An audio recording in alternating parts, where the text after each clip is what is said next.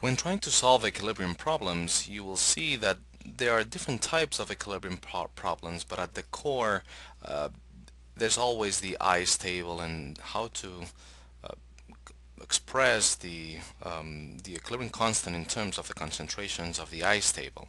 In this case, we have another problem here in which there's a reaction between carbon monoxide here and water to give carbon dioxide and hydrogen, all of them in gases, so the equilibrium constant will contain all of them. And if we build the ICE table, in this case, if you read the question, it's telling you that we have as many moles of carbon monoxide and then water, and they are all placed in 125 milliliters of a container. And so notice that the ICE table also always needs to include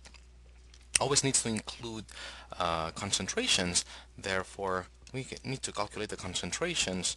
0.25 moles over 1.25. Notice that this is 2 molar, and the same for water. It's going to be the same because it has the same number of moles. So initially we have 2 molar of carbon monoxide and 2 molar of water. The reaction, of course, will evolve towards the right until it reaches equilibrium, and that equilibrium will be described by the equilibrium constant here, expressed as 156. The question that is asking is, what is the composition in equilibrium? What are the concentrations in equilibrium?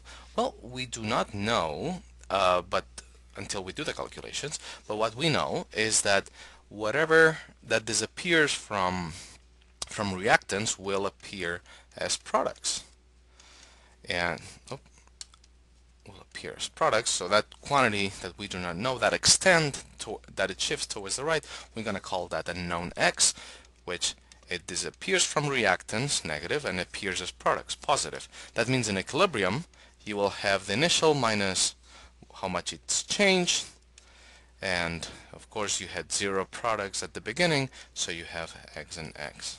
Okay. How can we find X? Well, we know that in equilibrium, whatever the concentrations are, the equilibrium constant is going to be 156. That means the concentration of carbon dioxide multiply concentration of hydrogen divided by concentration of carbon monoxide and concentration of water.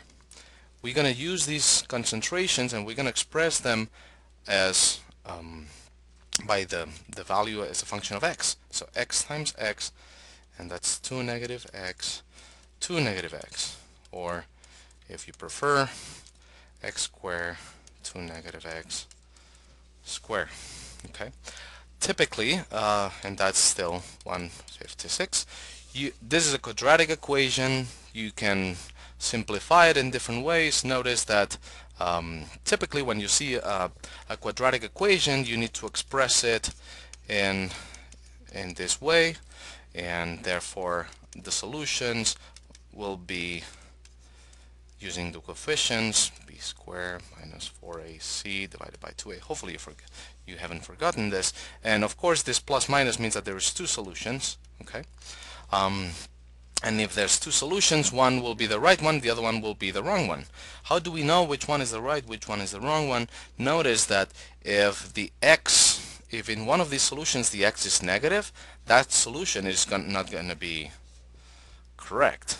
Yes, so if I'm going to make this up, but if in one of these solutions is -3, this cannot possibly be a good answer because the X expresses concentration. So this would be, if you obtain an X that is negative, discard that solution because it will not be possible. Likewise, if the X is larger than 2, notice that you would obtain negative concentrations here. So whatever your solution is, X has to be between 0 and 2, and that would be the right solution. Okay. In this case, however, we can simplify a little bit. Notice that this is 2 negative X squared 156.